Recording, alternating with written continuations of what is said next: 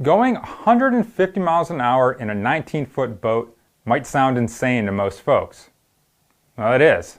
If you ask Mike Finnegan what it's like, he admits that that amount of speed in a boat on the water with no windshield feels like you're going to the moon. And that's coming from a guy who's well initiated with the jet boat, drag boat racing scene. I grew up riding around in the back seat of an old jet boat.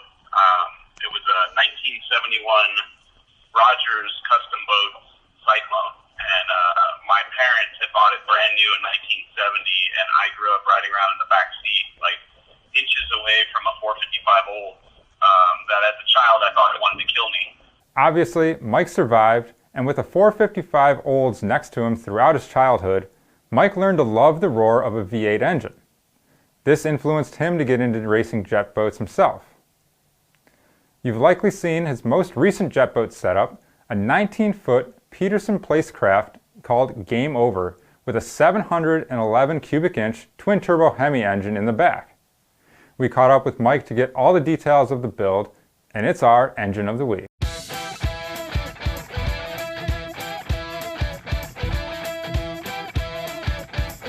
Engine Builder's Engine of the Week is sponsored by Pengrade. Precision, performance, Pengrade. Always the original green oil. Elring DOS Original. Leading technology, leading service. And Scat Crankshafts. Everything for your LS engine.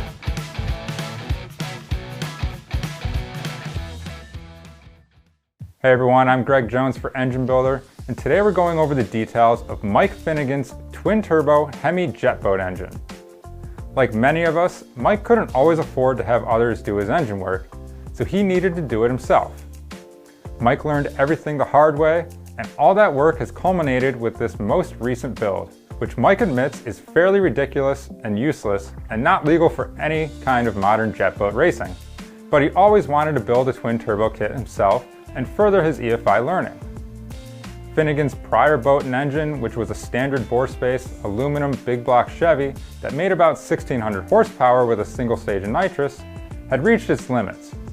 For his new boat called Game Over, he wanted to see what turbos could do, so he got to work building out the new combination. I knew I didn't want to stick with a 484 bore space block because it was starting to move around, and I thought, all right, I'll go to a 5-inch bore space deal because that'll give me more meat between the cylinders, and maybe it'll handle the extra cylinder pressure a little better. I was talking to Mike Moran, and Mike Moran, he helped me bench race the combo, and he basically picked the stroke that I was going to run because what I told him what I was interested in was not a big power number. I said I wanted something that would spool really fast, and I wanted to go 8-mile racing, and I just wanted to spool instantly and build boost quickly.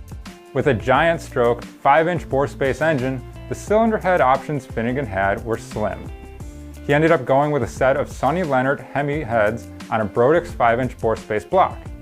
The head dictated I needed a 4,700 bore, and before you know it, the engine has grown to 711 cubic inches. The power capability of that is more than I need to do what I want to do, but the parts I had kind of dictated that's how big the engine was going to be.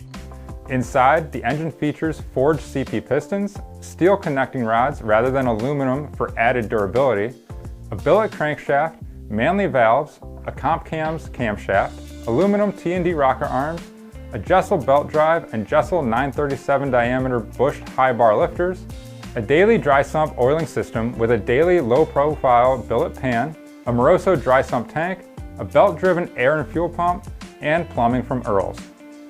Sonny Leonard's shop assembled the long block and dynoed the engine naturally aspirated on pump gas, where it made 1,275 horsepower.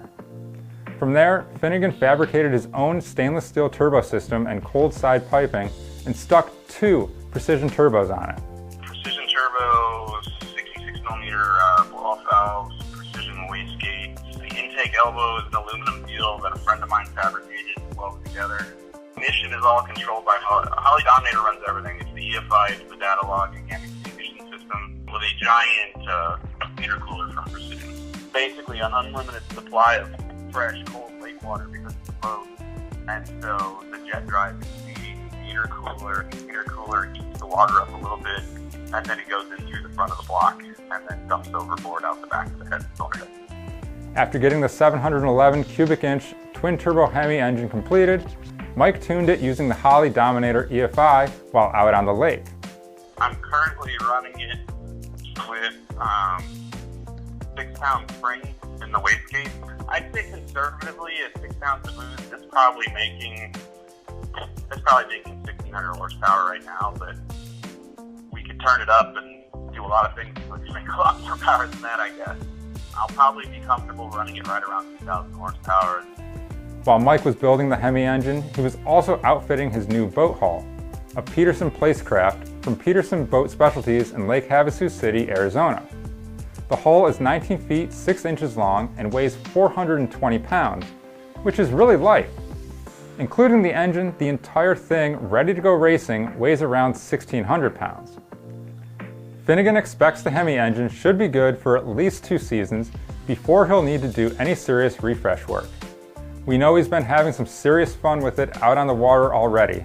And if you want to see more of the boat and the engine, you can visit Mike's YouTube page, Finnegan's Garage.